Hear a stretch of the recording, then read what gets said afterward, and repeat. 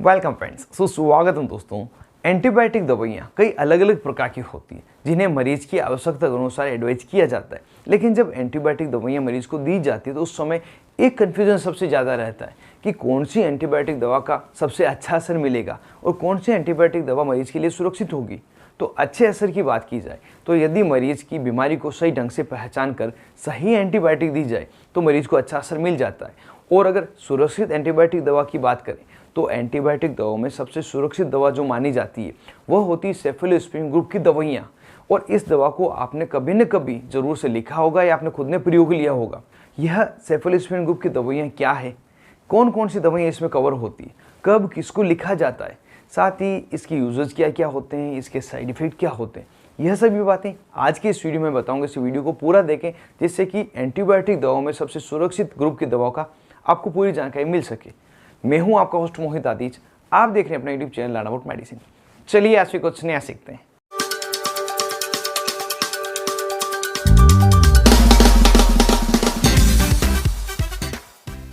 Hello friends, नमस्ते दोस्तों। Cephalosporin beta lactamase inhibitor antibiotic दवाइयाँ जिसे ब्रॉड स्पेक्ट्रम एंटीबायोटिक दवाइयाँ भी कहते हैं। यह दवा एक्रोमोनियम फंगाई द्वारा प्राप्त की जाती है जिसे सेफलोस्पोरिन फंगाई के नाम से भी जाना जाता था। यह एक सेमी सिंथेटिक एंटीबायोटिक है जो बैक्टीरियल तथा माइक्रोबियल इन्फेक्शन को ठीक करने के लिए दी जाती है।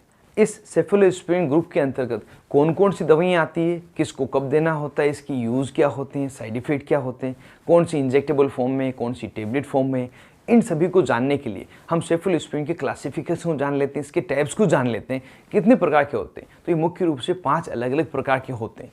जैसा कि आप स्लाइड में देख पा रहे हैं, इसके सबसे पहला क्लासिफिकेशन है फर्स्ट जनरेशन सेफलोस्पोरिन। इसमें आपको अलग अलग 2 पार्ट दिख रहे हैं। पहला तो पेरेंटल प्रिपरेशन, दूसरी जो ओरल प्रिपरेशन है। पेरेंटल में वही लिखा गया है जो कि आपको आईवी इंजेक्शन के रूप में लगाया जाता है, जो है सेफाजोलिन फर्स्ट जनरेशन का। और जो फर्स्ट जनरेशन के ओरल प्रिपरेशन है उसमें सिफेलेक्सिन तथा सिफाड्रोक्सिल ये है। ये टोटल आपको 3 जो मेडिसिन है फर्स्ट जनरेशन सेफलोस्पोरिन की है। और इसकी जो खासियत है ये ग्राम नेगेटिव बैक्टीरिया के लिए ज़्यादा एक्टिव है और ग्राम पॉजिटिव बैक्टीरिया के लिए नील के बराबर एक्टिव, मतलब ये उसको इन्फेक्शन को ठीक नहीं करता है। अब अगर सेकेंड जनरेशन सेफलोस्पोरिन की बात की जाए तो जो पेरेंटल क्लासिफिकेशन है इसमें सेफुरोक्सिम आपको मिलेगा, साथ ही सिफोटेक्सिन मिलेगा। लेकिन जो सिफोटेक्सिन है हमारे इंडिया में अवेलेबल नहीं है। सिर्फ और सिर्फ सेकेंड जनरेशन में सेफुरोक्सिम जो पेरेंटल प्रिपरेशन है प्रयोग में लाई जाती है। और सेकेंड जनरेशन सेफलोस्पोरिन की जो ओरल प्रिपरेशन है जिसमें सेफाक्लोर, सेफुरोक्सिम एक्जिटेल, जैसे दोस्तों सेफुरोक्सिम पेरेंटल प्रिपरेशन थी और जो ओरल प्रिपरेशन है उसमें सेफुरोक्सिम एक्जिटेल लिखा जाएगा, ना कि सामान्य सेफुरोक्सिम। और जो इसका थर्ड है वो सेफप्रोजिल है। इस तरह से इसके सेकेंड जनरेशन क्लासिफिकेशन रहा। और इसकी जो खासियत है ग्राम नेगेटिव बैक्टीरिया के लिए बहुत ही ज़्यादा एक्टिव है और जो ग्राम पॉजिटिव बैक्टीरिया उसके लिए थोड़ी बहुत एक्टिविटी रखता है, थोड़ा बहुत उसको भी खत्म करता है। अगला जो क्लासिफिकेशन है वो थर्ड जनरेशन सेफलोस्पोरिन है जिसमें जो पेरेंटल जो इंजेक्टेबल है उसके बारे में हम बात कर लेते हैं।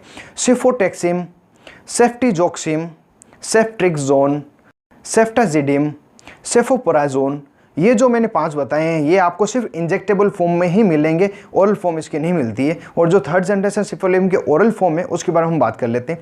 सेफिक्सिम, सिफोडोक्सिम प्रोक्सीटेल, सेफडिनिर, सेफ्टिब्यूटेन, सेफ्डामेल पिनोक्सिल, ये इसकी थर्ड जनरेशन के ओरल प्रिपरेशन के यूज़ लिए जाने वाले हैं। और जो दोस्तों जो थर्ड जनरेशन और जो फोर्थ जनरेशन है ये दोनों ही ग्राम पॉजिटिव तथा ग्राम नेगेटिव दोनों ही बैक्टीरिया को खत्म करने के लिए बहुत ही उपयोगी है।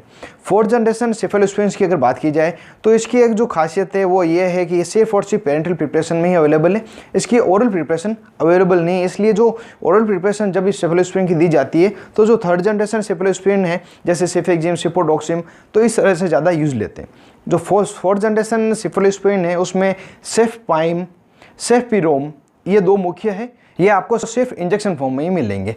एक और इसकी 5th जनरेशन भी क्लासिफिकेशन मिली है लेकिन ये हमारे इंडिया में अवेलेबल नहीं है, सिर्फ यूनाइटेड स्टेट में इसका क्लासिफिकेशन है और जो इसकी मेडिसिन है वो अवेलेबल है। लेकिन फिर भी नॉलेज के लिए आपको बता दूं इसका जो मेडिसिन है वो सेफ्टारोलिन है।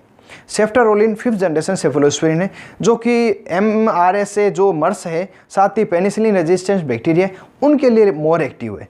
इस तरह से इसे 5 भागों में जनरेशन के आधार पर क्लासिफाइड किया गया है जिसे आपने अच्छी तरह से देखा है। अब इसके पूरे क्लासिफिकेशन को जानने के बाद बढ़ लेते हैं यूज की तरफ। क्या क्या सेफलोस्पिरिन के कॉमन यूज है। जैसा कि ये एंटीबैक्टीरियल मेडिसिन है, बैक्टीरियोसाइडल है, बैक्टीरिया को मारता है। तो इसका जो मुख्यतः प्रयोग है बोन इन्फेक्शन, हड्डियों से रिलेटेड कोई अगर इन्फेक्शन हो गया हो, ओटाइटिस मीडिया इन्फेक्शन जो ईयर इन्फेक्शन है, साथ ही अपर रेस्पिरेटरी ट्रैक्ट का इन्फेक्शन, स्किन का कोई इन्फेक्शन या सॉफ्ट टिश्यू का कोई इन्फेक्शन हो गया हो, यूटीआई यूरिनरी ट्रैक्ट का कोई इन्फेक्शन हो गया हो, टाइफाइड किसी व्यक्ति को हो गया हो, मेनिंजाइटिस की कोई समस्या किसी व्यक्ति को, साथ ही ऑपरेशन के दौरान कोई इन्फेक्शन हो गया हो, हॉस्पिटल एक्वायर्ड इन्फेक्शन यदि किसी को व्यक्ति के हो गया हो, इस तरह से यदि कोई इन्फेक्शन व्यक्ति को हो जाता है या कोई इन्फेक्शन जो पेनिसिलिन रेसिस्टेंट पेशेंट है उसको हो गया हो तो उसे भी यह सेफलोस्पिरिन दी जा सकती है। इस तरह से इसका यूज़ लिया जाता है। जो कॉमन यूज़ मैंने बताए, वैसे पर्टिकुलर मेडिसिन के अलग अलग यूज़ होते हैं। जो मैंने अलग से जो वीडियो बनाए उसमें आपको डिटेल बता दी, और जो बीमारियाँ हैं इनकी भी जो डिटेल है वो पर्टिकुलर जो मेडिसिन का वीडियो बनाए उसमें बनाई है। यदि आपको देखना चाहते हैं डिस्क्रिप्शन में ऊपर आई बटन में आपको लिंक मिल जाएगा। दोस्तों अब बढ़ लेते हैं सेफलोस्पिरिन के साइड इफेक्ट के बारे में। क्या क्या इसके जो साइड इफेक्ट होते हैं, कॉमन साइड इफेक्ट सेफलोस्पिरिन के क्या है। सबसे जो कॉमन है उसमें व्यक्ति को दस्त लगना, पेट दर्द होना, अपच रहना, डिस्पेप्सिया कहते हैं, साथ ही गैस्ट्रिटाइटिस, पेट में गैस बन जाना, और लंबे समय तक लेने पर प्लेटलेट्स की जो काउंटिंग है उसमें कमी आ जाना, व्यक्ति को डिजीनेस सा रहना। और अगर इंजेक्टेबल्स की बात की जाए तो जहाँ पे इंजेक्शन लगता है at the site of injection वहाँ पे आपको रेडनेस हो जाएगी, स्वेलिंग आ जाएगी, साथ ही इचिंग वहाँ पे हो सकती है। इसके अलावा भी आपको एनाफाइलेक्सिक रिएक्शन देखने के लिए मिल सकती है, आपके चेहरे पे सूजन आ सकती है, श्वास लेने में दिक्कत हो सकती है, हार्ट रेट बढ़ सकती है। ये कुछ अगर साइड इफ़ेक्ट्स आपको मिलते हैं तो तुरंत ही सेफलोस्पिरिन का आप प्रयोग बंद करें। और ये जो मैंने साइड इफेक्ट बताए इसके अलावा भी कई सारे साइड इफेक्ट आपको देखने को मिल सकते हैं जो कि वे लिस्टेड नहीं है। तो अगर ऐसा हो तो तुरंत ही आप सेफलोस्पिरिन बंद करें और अपने डॉक्टर से मिलें, जिससे कि फ्यूचर में आपको सेफलोस्पिरिन नहीं दिया जाए। दोस्तों अब वीडियो के लास्ट में हम जान लेते हैं सेफलोस्पिरिन का मैकेनिज्म ऑफ एक्शन क्या है, किस तरह से सेफलोस्पिरिन कार्य करते हैं। जैसा कि सेफलोस्पिरिन एक बैक्टीरियासाइडल मेडिसिन है जो कि बैक्टीरिया को मारकर अपना इन्फेक्शन को खत्म करने का कार्य करता है।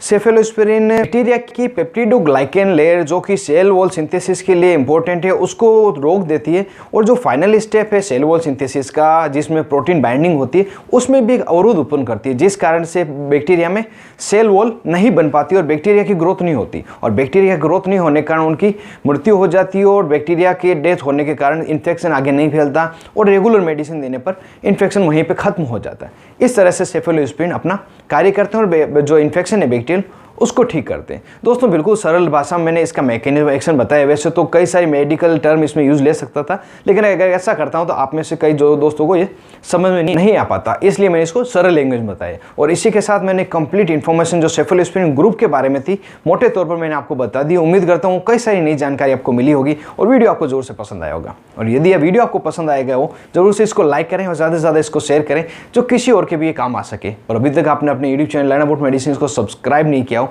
तो नीचे देखिए रेड बटन को दबाकर जोर से सब्सक्राइब करें और जो पास में बेल आइकन है इसे दबाएं और ऑल नोटिफिकेशन पर क्लिक करें, जिससे आने वाले वीडियो के सभी नोटिफिकेशन आपको मिल सके और सबसे पहले वीडियो देख पाए।